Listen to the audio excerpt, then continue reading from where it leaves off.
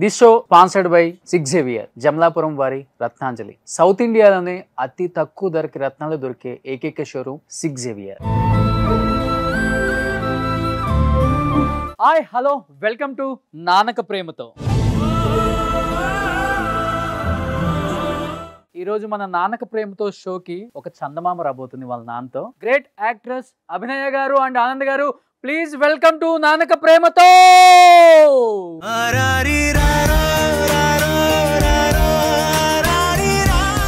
So first of all thank you so much Anand గారు and అభినయ గారు.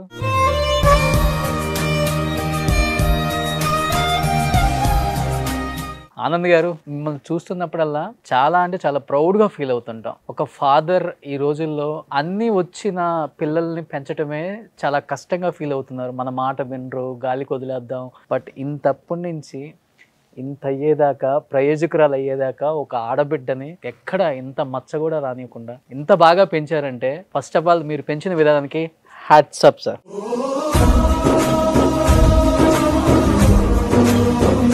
తల్లిదండ్రుల బాధ్యత ఏంటి? వాళ్ళ పిల్లల్ని పెంచి ఒక మంచి భవిష్యత్తు ఇవ్వాలి. ఆమెకి దారి చూపించాము, దారి పట్టుకుంది, వెళ్తా ఉంది బండి. చెవులు వినపడవు, మాట రాదు, అయినప్పటికి కూడా తనేంటో తను ప్రూవ్ చేసుకున్నారు. యాజ్ ఎ హీరోయిన్ గా కూడా చేస్తున్నారు. ఇప్పుడు తిను ఏదన్నా మాట్లాడాలన్నా, విన్నది మాట్లాడాలన్నా అంటే ఎవరైనా హెల్ప్ చేస్తుంటారా సార్ తినికి? ఇంటర్ప్రిటర్ ఉన్నారు, వీల్ వెల్కమ్ ప్లీజ్. నా పేరు కీర్తన అండి, sign language interpreter. So first of all Abhinaya గారిని అడగండి, ఈ షోకి వచ్చినందుకు ఫస్ట్ వాళ్ళ నాన్న గురించి ఏమనుకుంటున్నారు? బిగ్ హార్టెడ్ యాక్చువల్లీ మా ఫాదర్. చాలా పాజిటివ్ మనిషి నా లైఫ్లో. అండ్ అసలు నేనేం చెప్పలేను, యాక్చువల్ చాలా ఉన్నాయి అసలు ఆయన గురించి చెప్పడానికి. లైక్ 10 years నుంచి, ఎన్నో ఏళ్ళ నుంచి నన్ను చూస్తున్నారు. బట్ చాలా big hearted and very positive మనిషి. నన్ను పుట్టినప్పటి నుంచి పెంచి అన్నీ చేశారు. So I respect my father a lot.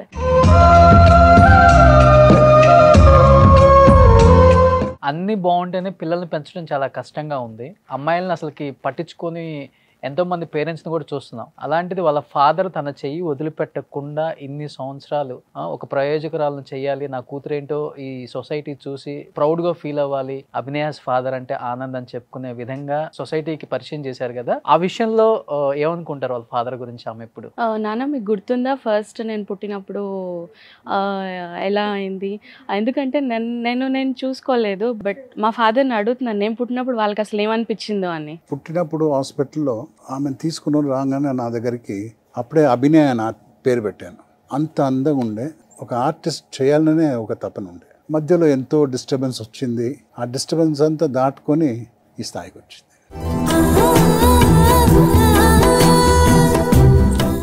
అంటే నేను ఎప్పుడు అనుకోలేదు నేను యాక్ట్రెస్ అవుతాను. ఎప్పుడు నేను లైక్ గేమ్స్ ఆడుకోవడము, ఫ్యామిలీతో ఉండడము, నార్మల్ లైఫ్ నాది, అంత స్పెషల్ ఏం కాదు. లైక్ నాన్నని చూస్తుంటాను షూట్కి వెళ్ళినప్పుడు. మీకు గుర్తుందా నాన్న, రామోజీ ఫిలిం సిటీ వెళ్ళే వాళ్ళం, అది ఏ మూవీ? అది కోటి రామకృష్ణ జెండా. నేను దాంట్లో క్యారెక్టర్ చేశాను. అక్కడికి షూటింగ్కి తీసుకుని పోయేవాడు. అప్పటి నుంచి ఆమెకు ఒక ఇంట్రెస్ట్ కలిగింది. ఇంత అందంగా ఉంది, కనీసము మోడలింగ్ ట్రై చేద్దాము.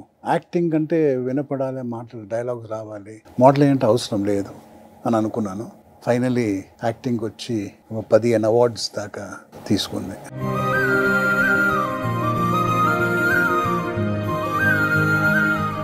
ఆమెకి ప్రాబ్లం ఉంది. సో ఈ ప్రాబ్లం నుంచి బయటికి తీసుకుని వచ్చి ఆమెని ఇండిపెండెంట్గా చేయాలి. అంటే total credit goes to my wife. నేను చేసింది ఒక 5% ఉండొచ్చు, 70% వాళ్ళ మదర్. క్రెడిట్ గోస్ టు అమ్మ మొత్తం.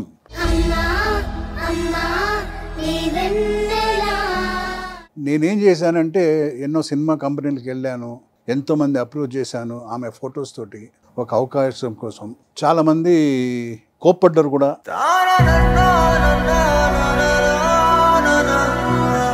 ఒక అమ్మాయి, మూగ అమ్మాయిని తీసుకొని వచ్చి సినిమాలో ట్రై చేస్తున్నాడే, పిచ్చోడా.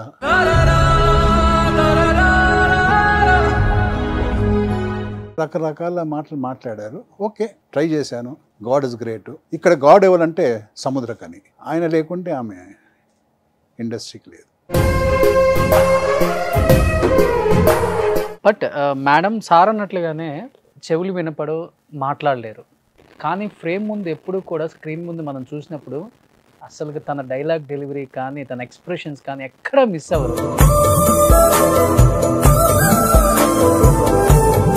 బట్ చిన్నప్పటి నుంచి తను ఇలా పుట్టింది కదా, ఇలా పుట్టినప్పుడు పెంచేటప్పుడు ఏ తల్లిదండ్రులైనా కానీ కొంచెం కసురుకోవటం, కోప్పట్టం, ఇలా దేవుడు ఇలాంటి ఒక బిడ్డనిచ్చాడు ఏంటి మాకు అని ఏడ్చిన సందర్భాలు ఉన్నాయా మీ లైఫ్ లో? ఇంత అందంగా ఒక అమ్మాయి పుట్టినాక దేవుడు ఇలాంటి ఒక ప్రాబ్లం ఇచ్చాడే, వేరొక డిలేడ్ మైల్ స్టోన్ అన్నప్పుడు కూడా ప్రాబ్లం ఉండే.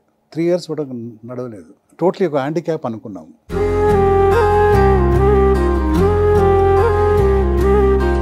ఒకసారి నడవంగానే షీ డెంట్ టర్న్ బ్యాక్. అంటే వినపడాలి, డైలాగ్ చెప్పాలి, ఇది compulsory for acting. She is the first actress in the world.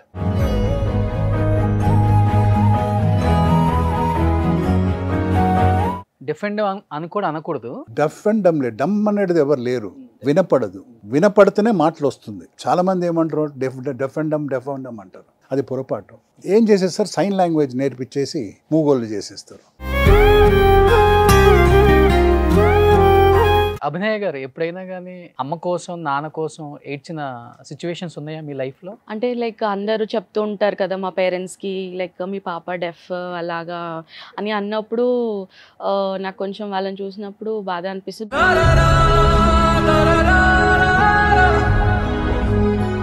మా మదర్కి నేను చాలా థ్యాంక్స్ చెప్పాలి.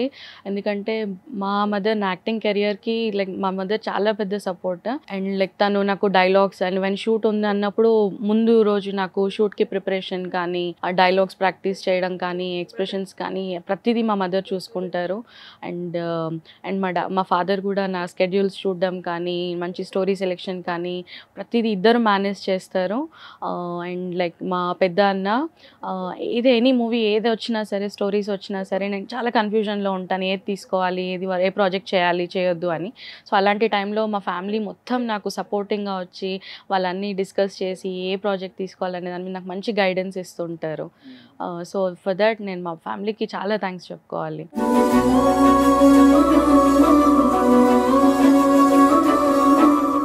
నాన్న ఎలాంటి అడ్వైజెస్ ఇస్తుంటారు మీకు? ఆఫ్ కోర్స్ ఫాదర్ మా నాన్నగారు ఎప్పుడు అడ్వైజ్ ఇస్తుంటారు.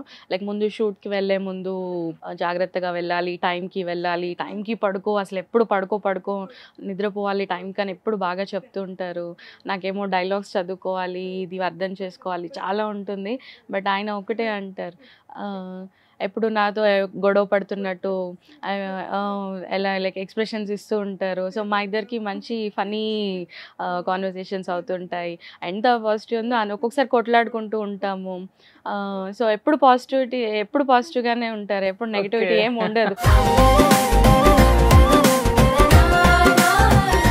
నాది ఒకటే ఒక అడ్వైజ్, పంక్చువాలిటీ. చెప్పిన టైంకు వెళ్ళిపోవాలి, వాళ్ళు పంపించిన టైంకి వచ్చేయాలి. ఇండస్ట్రీ ఉంటుంది, it is not permanent for everybody. ఉన్నంత కాలము మంచి పేరుతో ఉండాలని ఆమెకి ఎప్పుడు చెప్తాను.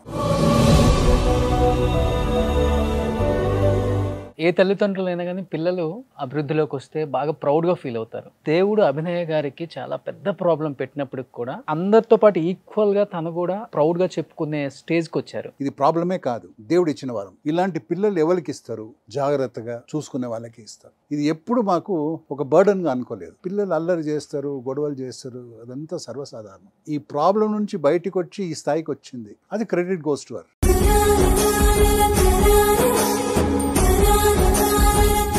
ఆ డాడీ అయితే చెప్పారు, అది కరెక్ట్. అంటే కొంతమంది అంటుంటారు డెఫ్ అంటే ఏంటి, ఇదంటే ఏంటి అని. Just natural thing. చాలా మంది మాటలు వచ్చిన వాళ్ళకి తెలియదు అసలు ఎందుకు ఇలా చేస్తారు, ఎందుకు ఇలా ఉంటారు అని. యూఎస్లో 1800s ఆ టైంలోనే వాళ్ళకి తెలుసు ఒక డెఫ్నెస్ అంటే ఏంటి, వాళ్ళకి ఈక్వల్ రైట్స్ ఉంటాయని తెలుసు. ఇక్కడ ఏంటంటే ఒక డెఫ్ అంటే ఒక నెగిటివ్గానే చూస్తారు. మా ఇంట్లో ఎప్పుడు నన్ను ఒక డెఫ్ అమ్మాయి లాగా, ఒక స్పెషల్ లాగా ఎప్పుడు చూడలేదు. లైక్ సేమ్ అంతా ఈక్వల్. నాకు ఏ రోజు ఎక్కువ తక్కువ అనేది అసలు లేనే లేదు.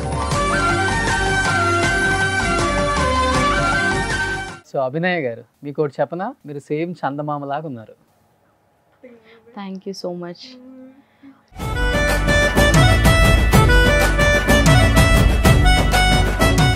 నాన్నలో మీకు నచ్చే క్వాలిటీ ఏంటి, నచ్చని క్వాలిటీ ఏంటి అసలుకి? ఫాదర్ కాదు నాకు ఆయన, హీస్ లైక్ మై లైఫ్ అంతే.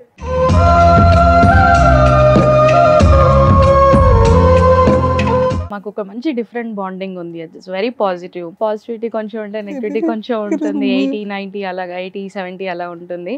But that's right are wrong, నువ్వు చెప్పు అంటున్నారు.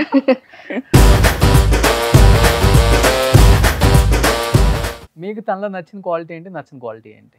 నచ్చిన క్వాలిటీ ఏంటంటే ఈ ప్రాబ్లం ఉందని ఆమె ఏం ఎప్పుడు ఫీల్ అవ్వలేదు. కొన్నిసార్లు చాలా ఫీల్ అయింది, దేవుడు ఇట్లా చేసేసాడే. బట్ అదంతా మేనేజ్ చేసి ద బెస్ట్ క్వాలిటీ ఏంటంటే ఇంత ఒక పొజిషన్కి వచ్చి మీరు చెప్పారు కదా ఇప్పుడే చందమామ లాగా ఉన్నారు, ఆ ప్రౌడ్నెస్ రాలేదు.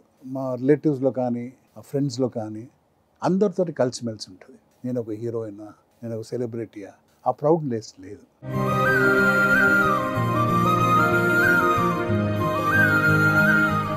ఆ టైమ్స్ కోపం వస్తుంది అందరికీ, మనమే పెద్దవాళ్ళమే ఓడ్చుకోవాలి. వాళ్ళ మదర్ ఆమెతో మాట్లాడినట్లు నేను కమ్యూనికేషన్ చేయను. ఎప్పుడు వాళ్ళిద్దరు చాలా క్లోజ్గా ఉంటారు. సో ఆమెకి నా మీద కోపము, ఎప్పుడు నువ్వు నాతో సరిగా మాట్లాడవు అనే ఐ ఫీల్ సారీ, అది నేను పొరపాటు చేశాను. నచ్చినట్లు ఆమెతో నేను కమ్యూనికేట్ చేయలేదని ఐ ఫీల్ బ్యాడ్.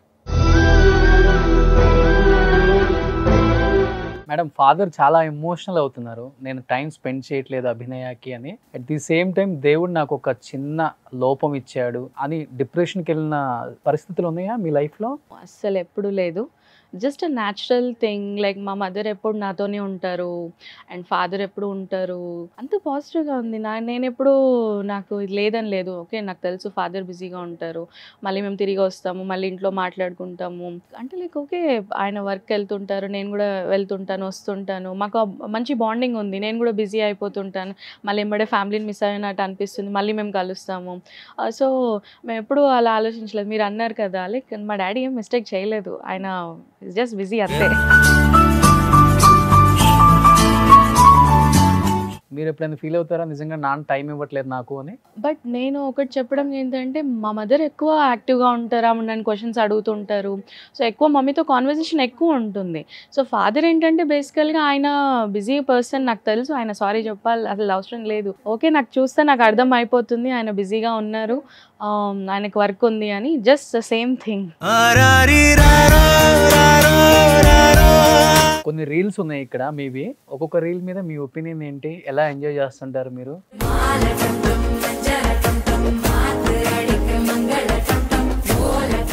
ఇది చెన్నైలో తీసాము, తమిళనాడులో ఒక డాన్స్ ఇన్స్టిట్యూట్లో. సో లైక్ నాకు నచ్చింది డాన్స్, నేను అడిగాను చేద్దాము అని.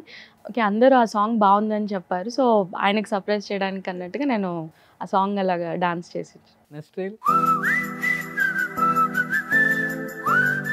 మా మదర్ వాళ్ళ మదర్ తను, మా అమ్మమ్మ గారు.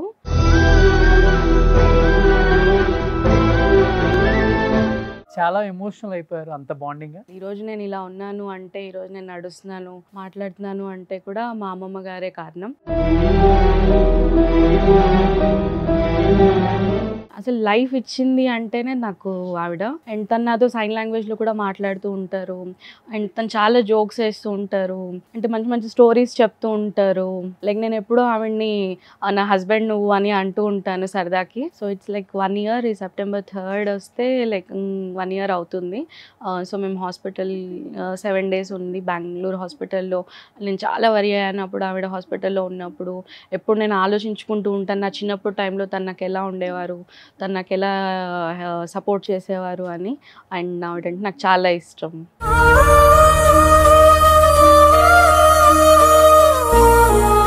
మీరు మంచి యాక్టరా, డాడీ మంచి యాక్టరా?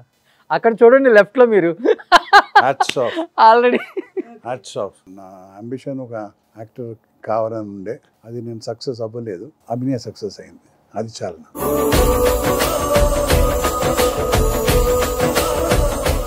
నెక్స్ట్ వావ్, అయిన దేవుడు, గాడ్ ఫాదర్ అంతే నాకు. Very big heart and very positive person and very strict. ఆ మూవీ షూటింగ్ జరుగుతున్నప్పుడు డైరెక్టర్ గారు కండిషన్ ఏంటంటే, ఆమె ఉన్నన్ని రోజులు ఆమెకేం ఇబ్బంది కావద్దు, ఎప్పుడు నవ్వుతూనే ఉండాలి, అలా చూసుకోవాలి మొత్తం యూనిట్ ఆమె అభినయని.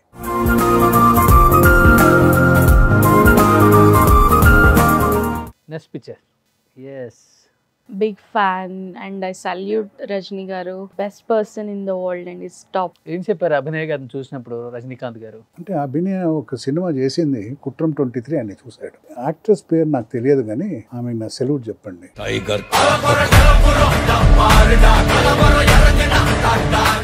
Next picture.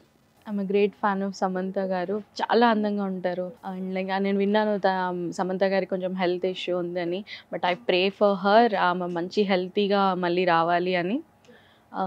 ఎంత స్వీట్ అంటే చాలా న్యాచురల్గా ఉంటారు. అండ్ ఆమె నన్ను చాలా నా గురించి అడిగారు అన్నట్టు, డెఫ్ కదా ఎలా చేస్తావు అలా చేస్తావు అని. బట్ నాకు అర్థమవుతుంది నేను చేస్తాను అని. బట్ ఆవిడకి నా గురించి తెలీదు, బట్ ఎలా కమ్యూనికేట్ చేయాలి నాతో అనేది. But I love her so much. Hello Samantha, నువ్వు ఎలా ఉన్నావు? నేను విన్నాను నీకు హెల్త్ బాగాలేదు అని. I hope you will recover and నీకోసం నేను డెఫినెట్గా ప్రేయర్ చేస్తాను. And don't break and you are అన్స్టాపబుల్గా ఉండాలి, నువ్వు కంటిన్యూ ఇలాగే వర్క్ చేస్తుండాలి. Thank you so much.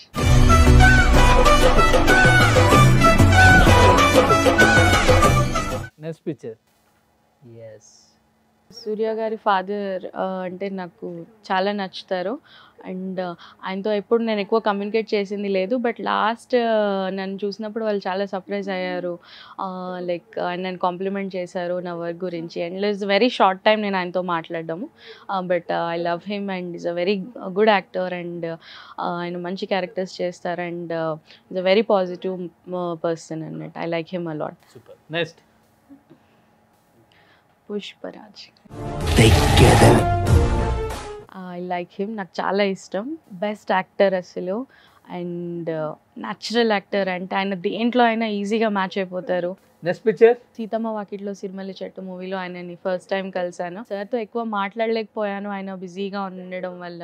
Mahesh Babu గారు ఉన్నారు అండ్ వెంకటేష్ గారు, వాళ్ళంతా ఒక దగ్గర ఉండేవాళ్ళు. ఎక్కువ మాట్లాడలేదు, but hi bye good morning good evening అంతే. Next picture. లైక్ నేను ఒక 15 years ఉన్నాను ఆ టైంలో. నేను ఆయనకి చాలా పెద్ద ఫ్యాన్. ఆయన చాలా ఫేమస్ అండ్ ఆయన ఎక్స్ప్రెషన్స్ నాకు చాలా నచ్చుతాయి.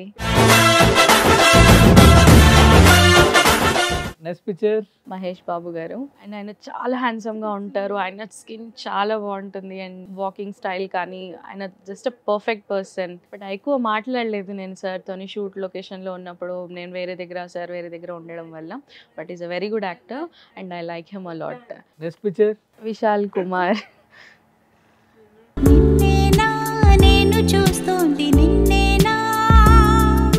14 years అనుకుంటా, 15-16 years ఆ టైంలో ఫస్ట్ టైం నేను విశాల్ గారి మూవీ చూసాను. నేను బిగ్ ఫ్యాన్ ఆ మూవీ చూసినప్పటి నుంచి. Okay, I love him so much. అసలు ఎప్పుడు కలవాలనుకుంటాను, బట్ ఆయనను కలవడం చాలా కష్టం. మార్క్ యాంథనీ మూవీలో విశాల్ గారితో వర్క్ చేసిన. I was so surprised. నేను విల్లన్ గానే ఉంటాను. అందరూ అంటున్నారు ఏంటి అభినయ విశాల్ గారు పెళ్లి చేసుకుంటున్నారు అని ఇలా వచ్చినప్పుడు. బట్ నేను సర్ప్రైజ్, బట్ అదేం లేదు. But I'm is very good person. ఆయన ఎప్పుడు నన్ను అంటుంటారు ఫుడ్ మాతో కలిసి తినాలి. డైరెక్టర్ గారు, కెమెరామెన్ అందరితో కలిసి తినడము. ఎప్పుడు నన్ను సపరేట్ చేసేవాళ్ళు కాదు, అందరు నన్ను ఇంక్లూడ్ చేసేవాళ్ళు. నేను విశాల్ పెళ్లి చేసుకుంటున్నామని కొన్ని న్యూస్లలో నేను చూశాను. చాలా షాకింగ్ అనిపించింది, నాకు కామెడీ అనిపించింది అని. యాక్చువల్లీ ఏంటి సార్ అది, ఎందుకు వచ్చింది, అది వైరల్ అయింది? లట్టి ఆడియో ఫంక్షన్లో యాంకర్ ఏందో సడన్గా స్టేజ్ పైన వెళ్ళి అనౌన్స్ చేసిండ్రు. విశాల్ని అడిగిండ్రు మీ లవ్ ఏందని చెప్పండి అని. మాకే ఒక పెద్ద న్యూస్ అది. So it is only rumour, it is not true. And I want to add to that, ఎవరైతే యాంకర్ ఉన్నారో చెప్పారో అది ఏదో యూట్యూబ్లో పెట్టారు, లైక్ నేను షై అవుతున్నట్టు అలా కొన్ని పెట్టారు. అది యాక్చువల్లీ అది అంత రాంగ్. అది ఇప్పుడు ఎవరైనా వచ్చి ఐ లవ్ యూ నీకు ఏది అని అంటే ఆబ్వియస్లీ ఎవరైనా షైగా ఫీల్ అవుతారు. That's normal thing. నేను నవ్వడం కూడా, దాన్ని కూడా వాళ్ళు అలా చేయడం కరెక్ట్ కాదు. And like is the best friend for me and don't mistake that. మీకు ఎలాంటి హస్బెండ్ కావాలి మేడం? నేను ఎప్పుడు ఫోకస్డ్గా ఉంటాను అండ్ నాకు వర్క్ అనేది వెరీ ఇంపార్టెంట్.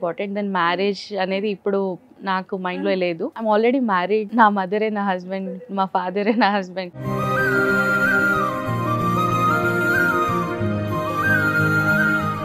బట్ ఏ తండ్రి అయినా కూతురికి పెళ్లి చేయాలి అనుకుంటారు. మీరు ఎలాంటి అల్లుడు వస్తే బాగుంటుంది, తను అర్థం చేసుకునేవాడు అని? మా ఇంట్లో రెస్ట్రిక్షన్ లేదు. ఆమెకి ఏదైనా ఆప్షన్ ఉంటే ఓకే. ఆమె ఒకటే ఒక రిక్వెస్ట్ ఏంటంటే మా లేకుండా ఆయన కూడా. సో హియరింగ్ ఇంపైర్డ్, వినపడదు, మాటలు రాదు. అలాంటి ఒక అబ్బాయి మమ్మల్ని మంచిగా అర్థం చేసుకుంటాడు. నా వర్షన్ మా మిస్సెస్ వర్షన్ ఏంటంటే, అది నువ్వేమనుకుంటావు, ఎందుకు అనుకుంటావా, నువ్వు నీ సినిమాలు యాక్ట్ చేస్తున్నావు, నువ్వు మాట్లాడుతున్నావు, అందరితో కమ్యూనికేట్ చేస్తున్నావు, యూఆర్ నార్మల్ పర్సన్. అది ఒప్పుకోదు. Marriages are made in heaven. అది జరిగేది ఉంటే జరుగుతుంది, ఎప్పుడు జరగాలని మన చేతిలో లేదు. డాడీ అయితే అనుకుంటున్నారు మీరు పెళ్లి చేసుకోవాలి, ఒక మంచి హస్బెండ్ మీకు రావాలి అని.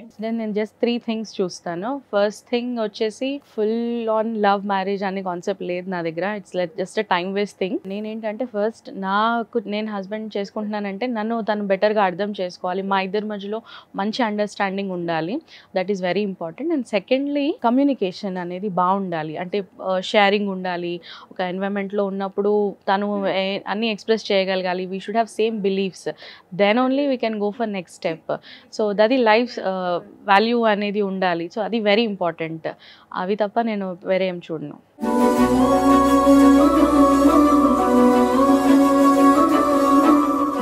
ఇన్ ఫ్యూచర్ తనకు పెళ్ళి అయిపోయి మంచి అర్థం చేసుకునే హస్బెండ్ వచ్చి తనతో పాటు తీసుకెళ్ళిపోతే అభినయం లేకుండా ఉండగలరా? ఆమె కూడా లైఫ్ అని కావాలి కదా, ఎప్పుడు పుట్టినింట్లో ఉండడానికి అవకాశం లేదు కదా. అభినయ్ గారు, రేపు మ్యారేజ్ అయిపోయి ఫ్యూచర్లో నాన్న అమ్మని వదిలిపెట్టి వేరే ఇంటికి వెళ్ళిపోవాలంటే ఐ థింక్ ఇఫ్ ఒకవేళ నాకు పెళ్ళి అయితే హైదరాబాద్లో ఒకవేళ అయి ఉంటే నేను డెఫినెట్లీ మా మదర్ ఫాదర్ని ఎవ్రీ వీక్ కలవడం అది చేస్తూ ఉంటాము, లైక్ వర్క్కి వెళ్ళడము అది ఎలాగో ఉంటుంది.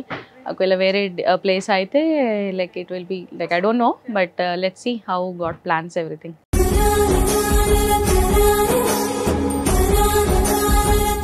అంటే ఏం చెప్తారు అంటే, చాలా మంది 2 అమ్మాయిలు 3 అమ్మాయిలు పుడితేనే లాస్ట్ అమ్మాయిని ఎవరికొకరికి అమ్మేయటం లేకపోతే చెత్తబుట్లు వేయటం చూస్తున్నారు. చాలా మంది ఇలా డిఫెండెంట్తో డిఫర్తో పుట్టిన వాళ్ళని కూడా ఎక్కడో అనాథాశ్రమంలో వదిలేస్తున్నారు. అలాంటి పేరెంట్స్కి ఏం చెప్తారు? దయచేసి ఆ పొరపాటు చేయకండి. మాకన్నా గ్రేట్ పేరెంట్స్ ఉన్నారు సార్. ఓ+ పిల్లల్ని ఎక్కడో తీసుకొని వెళ్తున్నారు. ఇది మన బాధ్యత, మన శరీరం, దాన్ని తీసి బయటపడేయండి.